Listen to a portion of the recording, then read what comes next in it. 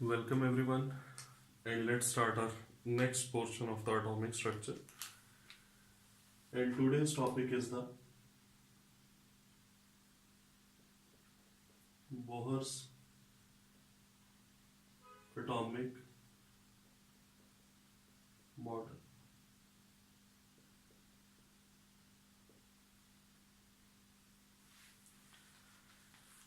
In 1913,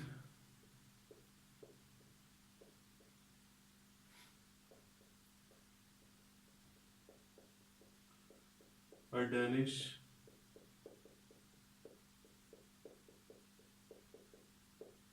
physicist Neil Bohr presented a model about the atom, and the purpose of this model was to explain the deficiencies of the Rutherford's atomic model. Now, this Bohr's atomic model was based upon two classical concepts of the physics. The first was the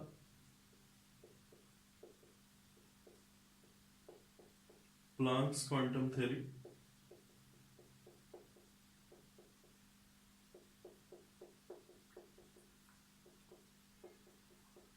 and second was the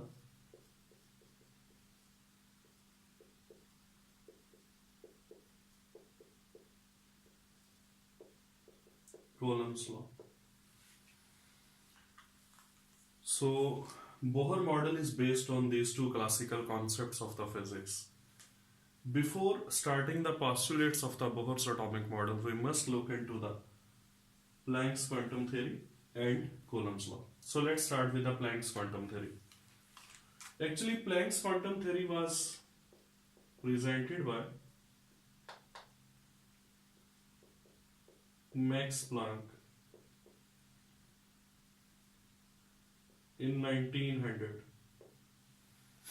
He was a German physicist, and he is one of those scientists I have great affinity with, and I'm really impressed with some of the scientists, and Max Planck is one of them. Why? Because Max Planck was fond of music. He was a pianist, and he decided to find the future in the music. But looking at the scientific progress of the Germany, and especially the progress in physics in the Germany, he decided to leave his music and start the work on the physics. So he started working as a physicist. Then in World War II, his home was bombarded and destroyed. And before World War II, his son was hanged because he was against the Adolf Hitler. But despite all of these challenges, he decided to continue with the physics. And despite all these sadness in his life, he decided to go with the sciences and with the study of the physics. And now he is called as the father of the quantum physics. He is a German physicist, and according to him, he was studying the emission of electromagnetic radiations from a hot body. What are electromagnetic radiations? These are the radiations that do not require any carrier or medium for their propagation, and they travel with the speed of light. Some of the examples of the electromagnetic radiations are the microwaves, ultraviolet waves, then radio frequency waves, then gamma rays, X-rays, even the visible portion of the light. These are all the examples of the electromagnetic radiations. He was studying the emission of electromagnetic radiation from a hot body, and he concluded that whenever energy is emitted or absorbed.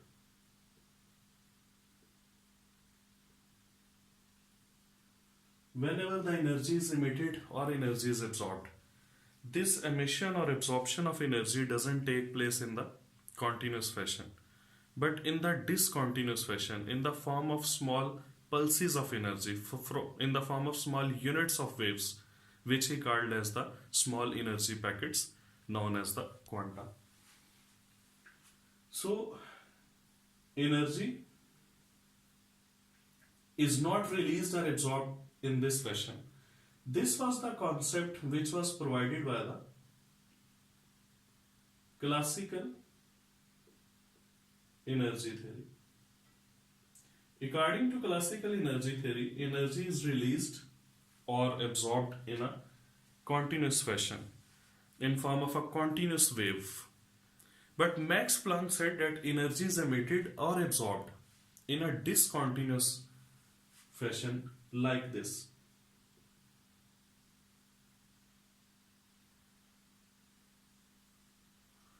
And these are the small pulses of energy. And these pulses of energy, or these small packets of the energy, he called them quanta. And the singular is quantum.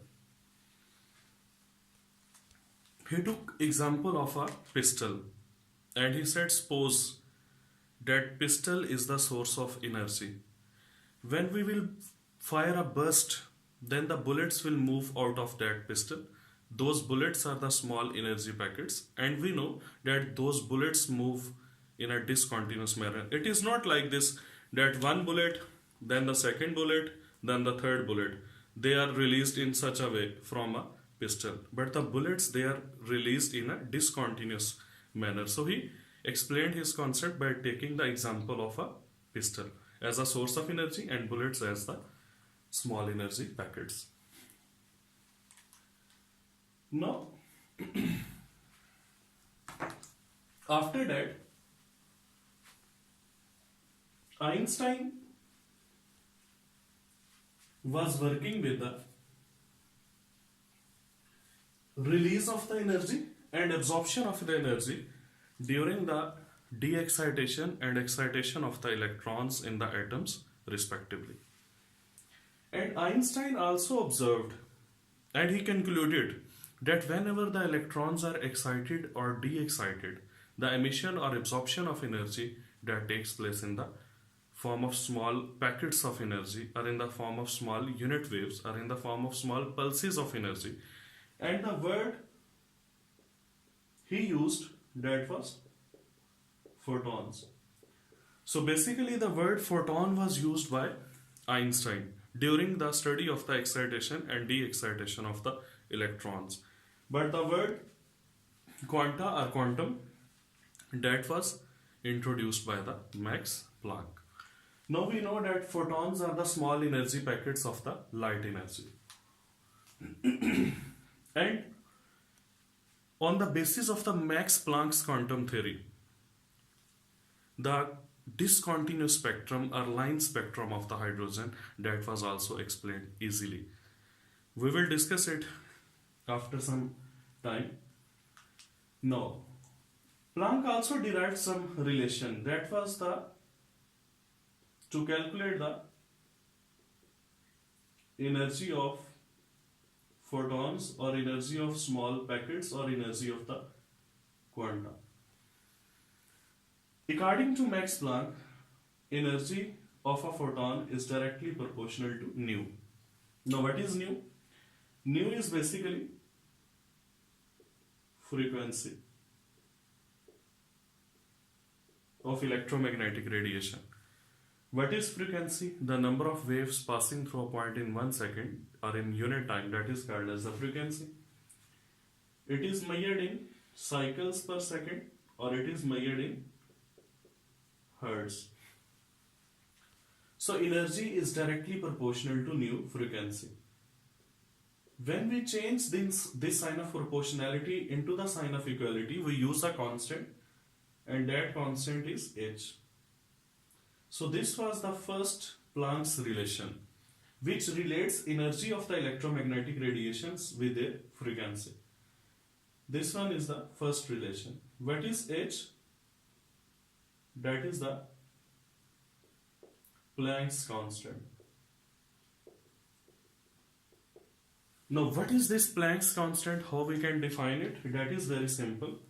That Planck's constant is basically the ratio between energy and frequency of the electromagnetic radiations. It means it is very important now that whenever we are dealing with any electromagnetic radiation, if we will take a ratio of the energy and frequency of that radiation, it will always be a constant quantity. And that constant quantity will be the Planck's constant. The value of Planck's constant is 6.626 10 raised to power minus 34 joule second, or 6.626 into 10 raised to power minus 27 ergs second. Because 1 joule is equal to 10 raised to power minus 7 ergs. Just like joule, ergs is also a unit of the energy. Now this was the first relation. As we know, that speed of the electromagnetic radiation is shown with the symbol c, and this is equal to lambda into nu.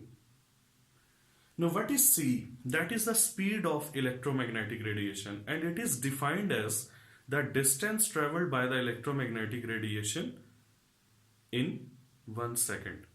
And usually the unit of the c, that is taken as centimeter per second, or SI unit is meter per second. And this c is a product of the lambda. Now this lambda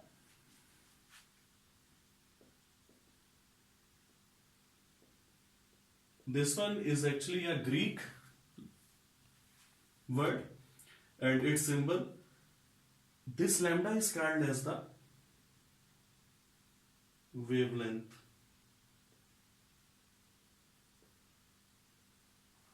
You can say that wavelength is actually the length of a single wave. Now what is wavelength basically? Suppose it is a wave. These are 2 points which are called as the crests. So the distance between 2 consecutive or 2 successive crests, that is called as lambda. Now I am giving you a very important concept here. That c is equal to lambda into frequency. My question is that this velocity of the electromagnetic radiation c depends on A option, frequency of the electromagnetic radiation; B option, wavelength of the electromagnetic radiation; C option, both of these; and D option, none of these. What will be the correct answer? I think so that the correct answer is D, none of these. Because as the lambda increases, frequency decreases, so the value of C will remain same. If the frequency increases, lambda decreases, again the value of the C will remain same. And you know, this C is actually 3 into 10 raised to power 8 meter per second. So from here I can say that nu is equal to C divided by lambda. Putting this value of nu in this equation 1, it becomes E is equal to H into C over lambda. Now H and C both are constant. It means energy of the electromagnetic radiation, that is inversely proportional to its wavelength. That is the second expression. Now the next one. We know that there is another property of the electromagnetic radiation, nu bar, that is the reciprocal of lambda. And this nu bar is actually the wave number, and wave number is defined as number of waves in unit length, that is called as the wave number. And the common units which are used for this wave number are per centimeter, and its SI units are per meter. Now if mu bar is equal to 1 over lambda, then this equation too can be rearranged as E is equal to hc into 1 over lambda. So E is equal to hc into mu bar. So E is equal to hc into nu bar. It shows that h and c both are constant, so energy of the photons or energy of the electromagnetic radiation that is directly proportional to the wave number. There are three basic properties of an electromagnetic radiation: its frequency, its wavelength, and the third one is its wave number. Energy of photon, that is directly proportional to the frequency. It is directly proportional to the wave number, but it is inversely proportional to the wavelength. These are different relations which were given by the Max Planck to relate the energy of the electromagnetic radiation with their three main fundamental properties. Now,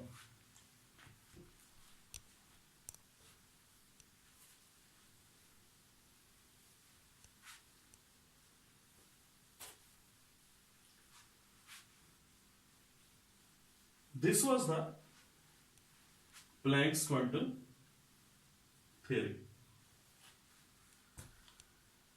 The second concept of the physics that was dealing the Bohr's model, it was the Coulomb's law.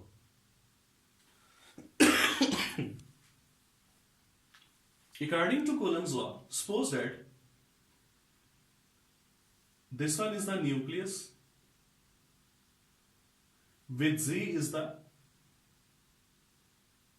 number of protons in nucleus, E naught is the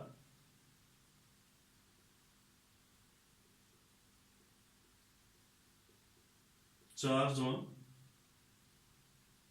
one proton.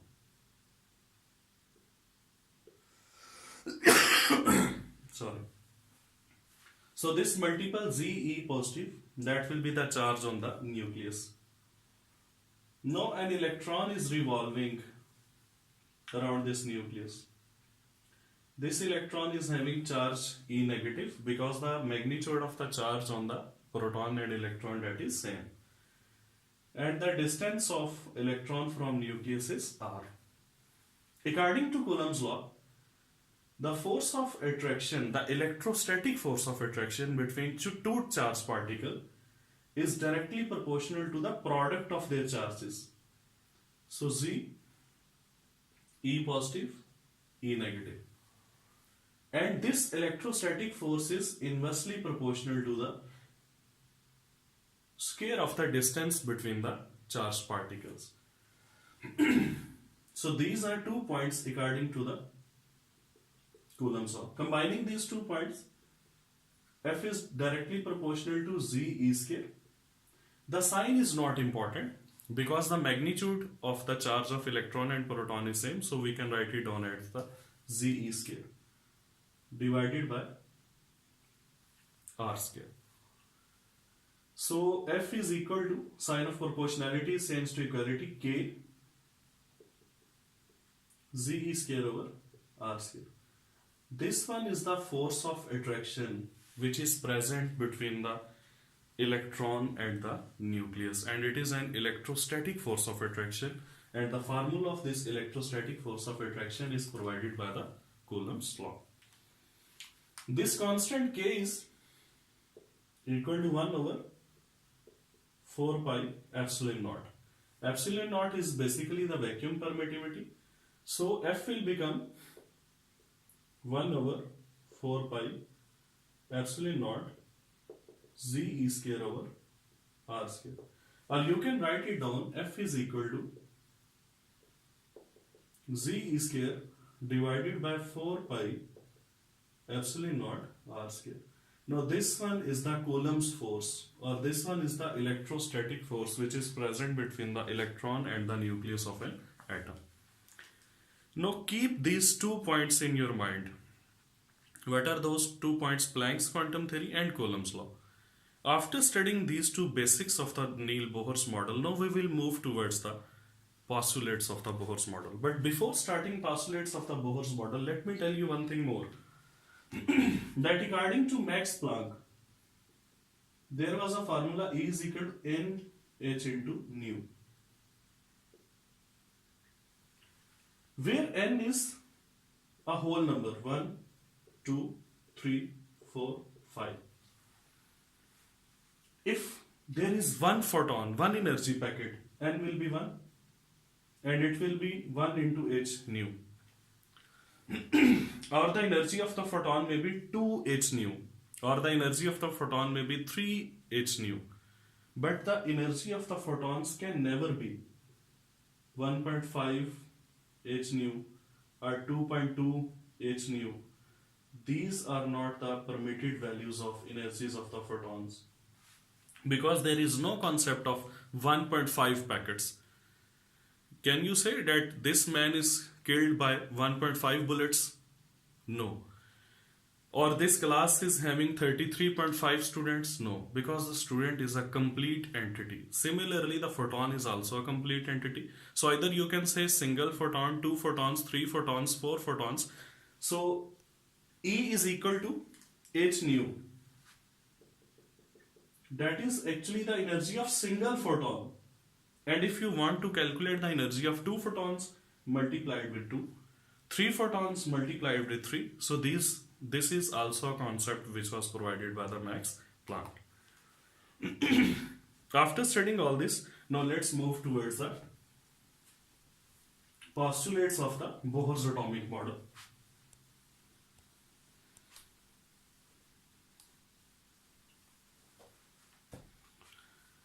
Now the first postulate of the Bohr's atomic model was that electrons revolve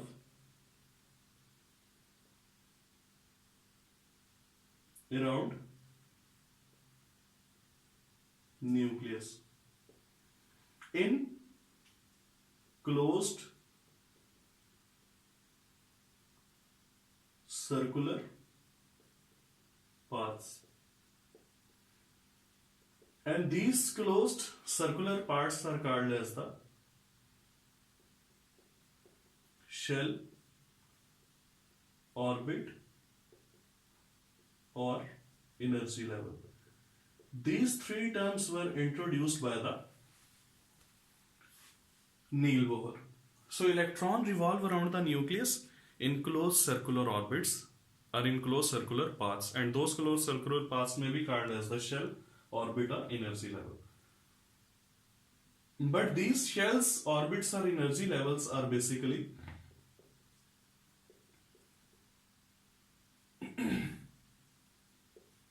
stationary states. What does it mean that these orbits are stationary states? Stationary states mean that they will be having fixed radius and fixed energy. So it means the first point is against the Rutherford's atomic model, because according to the Rutherford's atomic model, or according to the classical theory of the energy, when the electron revolves around the nucleus, it continuously releases an energy and finally it collapses into the nucleus. So the atom must collapse, but you know, in actual atoms do not collapse. And that was a fault of the Rutherford's atomic model, that he couldn't explain it, why the atoms do not collapse.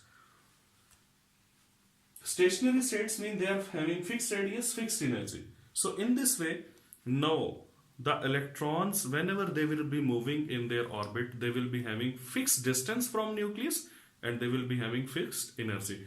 So the electrons now, they cannot fall into the nucleus, and similarly the electrons are moving with a constant energy. They are not releasing or absorbing any kind of energy. The second point was Suppose this one is nucleus. Here is the first shell, second shell, third shell. Now this one is the nucleus, and these orbits are shared were orbits are shared, they were numbered as n is equal to 1, n is equal to 2, n is equal to 3. What is n? That is the shell number, and it is actually principal quantum number, and this principal quantum number, the concept of principal quantum number was first time provided by the Niels Bohr. Now this one is the first shell, second shell, third shell. The first shell is also called as the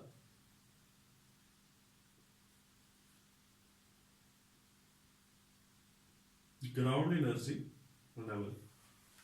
Ground energy level means, what does it mean? It simply means that it is the lowest energy state.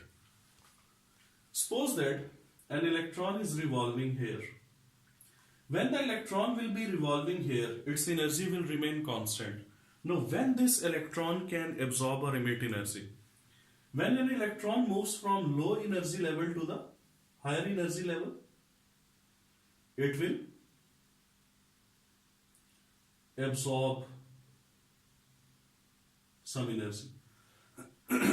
And when any electron will move from the higher energy level towards the lower energy level, it will release energy. Sorry. But how much energy that will be released or absorbed? That is given by the formula delta E is equal to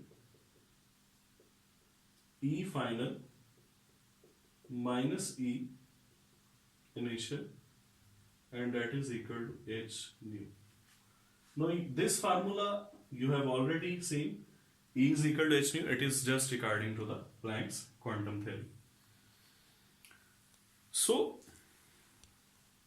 an electron, until it remains in its own shell, its energy is constant, but when it will move from low to high, it will absorb energy. When it will move from higher to lower, it will release energy, and that released or absorbed energy will be equal to this.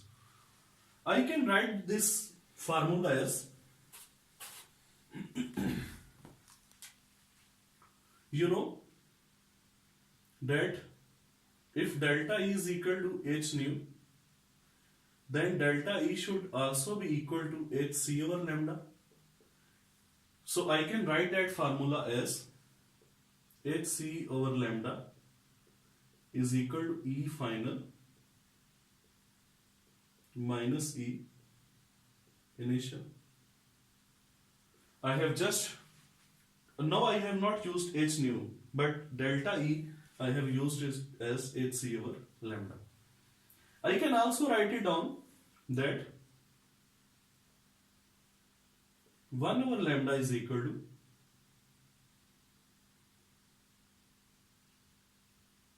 hc E final minus E initial.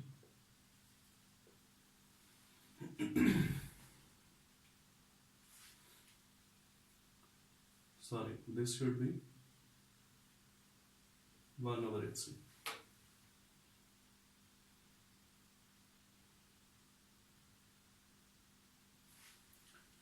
Or you can use, as you know, 1 over lambda is equal to nu bar, so that should be equal to 1 over hc into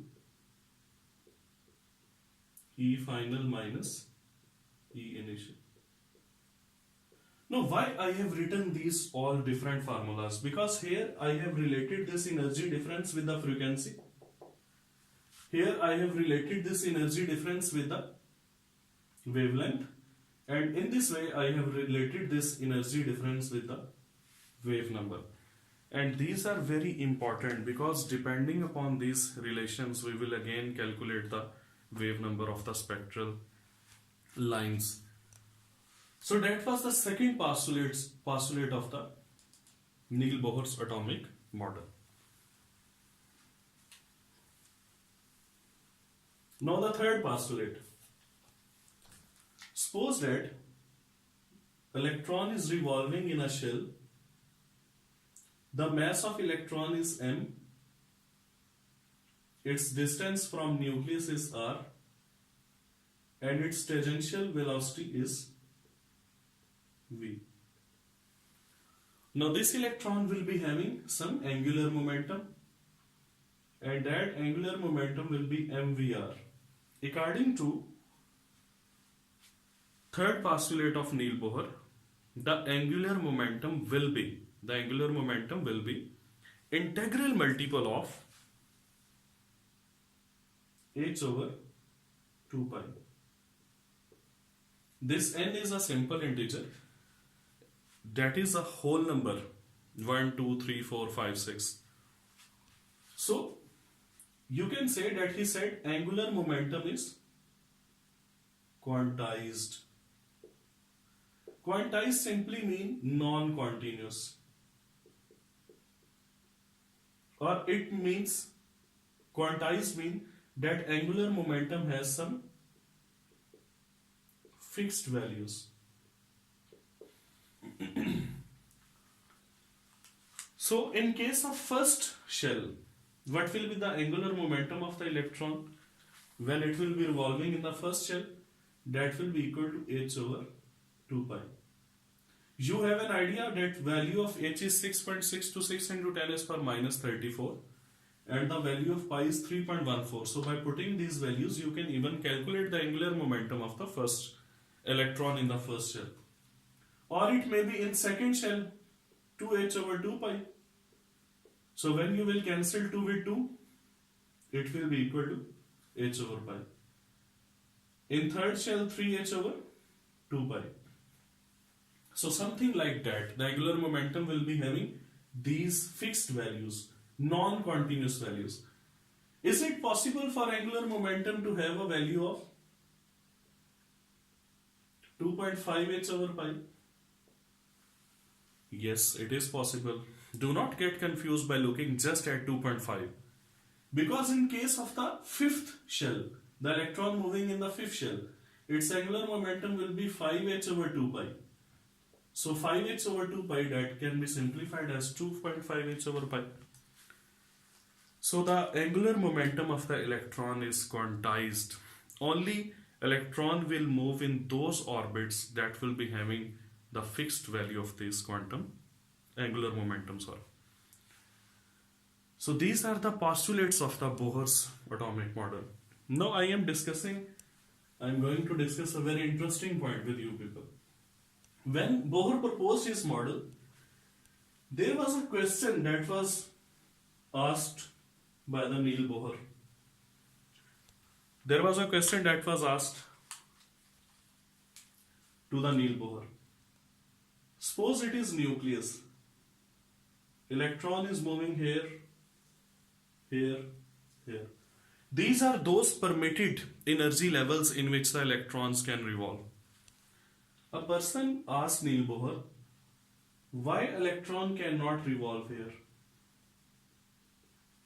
In between the two permitted values, or in between the two permitted shells. And even if the electron will revolve here,